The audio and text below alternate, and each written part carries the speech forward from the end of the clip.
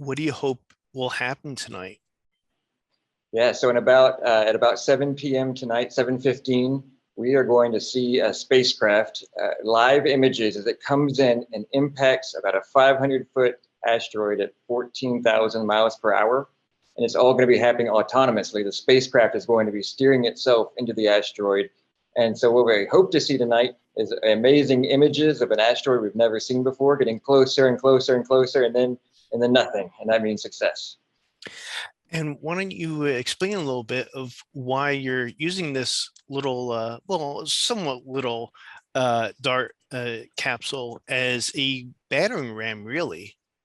Sure. Yeah, it's about the size of a vending machine. So maybe that doesn't sound little, but then you compare it to the asteroid, and it's like a bug on the windshield. It's a very tiny little impactor, and we're doing it because we want to demonstrate all the technologies that we might need one day should we discover an asteroid that threatens Earth. And right now, there are no asteroids threatening Earth. I'm happy to say, of all of the asteroids we found, and we found tens of thousands, none are going to cross Earth's path within 100 years. But we know there are still many that we haven't found. And we think that of the asteroid size that DART is going to hit, about 500 feet, that we found about 40% of them. So there's about 60% more to find, a few tens of thousands more, and those are the hard ones to find. And when we do find one that we might think is a threat, we'll be ready and we'll be more confident after tonight. What has been the most difficult thing with the DART mission? I mean, if just thinking about it, I mean, obviously you got the big part, it's in space, but it's like you said, it's on its way, it's totally in control. So what was the hardest part of this whole mission, just from beginning to this moment? So many meetings. No, just joking. The hardest part really is this autonomous guidance, because there are just so many pieces that all have to work, and we get one shot at it. We've never done this before. We've never seen the asteroid before, and we're coming in so fast. There's no turning around and going back for a second shot. So we have tested every way you can imagine. We've done everything we can possibly think of, to the point that a few days ago we all stopped and we just said, what could we possibly have not thought of yet? Like, let's just be creative. We couldn't think of anything. So I think that's why we're confident we'll be successful, but that's definitely the hardest part. So how do you figure out that you've done enough for this once in an opportunity, once in a lifetime chance?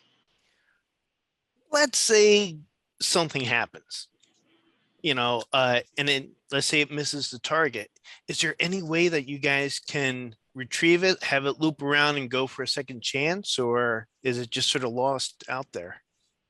So if we miss the target and you happen to be watching, you're going to see our operations room that kind of kicks into gear, and we go from excited maybe to crestfallen, but we'll focus on all the data and try to figure out why we missed. That's the most important thing. Is it's a test, and so we want to understand, if we have to do it again, what would we do correctly the next time? And if we do miss, once we try to figure that out, there might be an opportunity to come back. We're still trying to figure that out, but we're pretty success oriented. We're gonna hit tonight.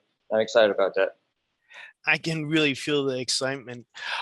Now, this seems like really, this self-guidance seems like amazing technology. How can that be applied for other missions? Sure. So the technology itself actually came from the missile defense world, which is really exciting. They have a similarly difficult challenge. So it's great to see technology flow through to different fields. And this would be really useful for other asteroid flyby missions where we want to go really close to an asteroid. Maybe we don't want to impact it, hopefully, but get the most crisp pictures. You have to be very close, and this would be relevant for that.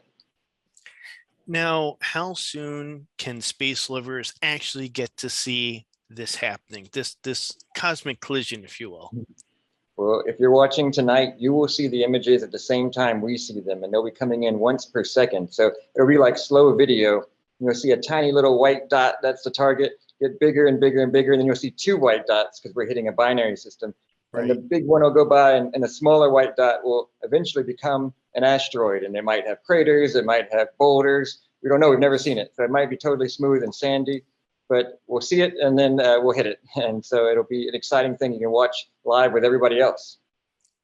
I think a lot of people will definitely be tuning in for something like this.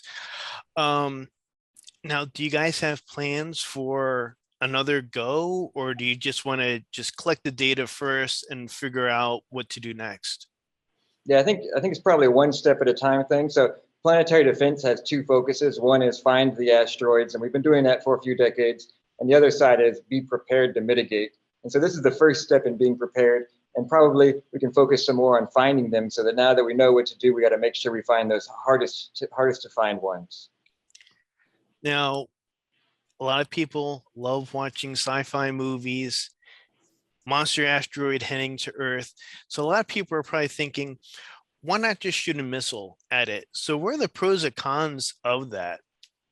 Yeah, the advantage of something like DART is if you discover it decades in advance, which is probably what would most likely happen. It's probably not going to be the case that it's going to impact in a few months or something. Decades in advance, then you can just give it a tiny nudge in a very controlled way. You can watch it for years. Maybe you nudge it a little bit more. So you can be very comfortable and confident in the way you do it. In the event that when we're coming in, we have looked at studies that attempts to do a last opportunity missile, and there's all kinds of studies. That would be a really difficult question to say what would really happen, but it's something that definitely people have looked into. Well, where exactly will you, I guess you'll be with the team tonight as you're seeing this unfold. Yeah, I'm very happy I'll get to be in the operations center, but I'll be seeing the same thing you all are seeing. They've tucked me away in the corner where I can't break anything or mess anything up, but I'll be watching the same screens and hopefully cheering and jumping up and down and being an awkward engineer who's just seen this amazing project succeed. Well, I don't think too many people will be blaming you for doing that. So thank you so much for taking the time and dealing with my limited expertise when it comes to Zoom. But thank you very much. And I wish you all the best of luck tonight. Thanks so much. Thank you very much. Bye. Take care.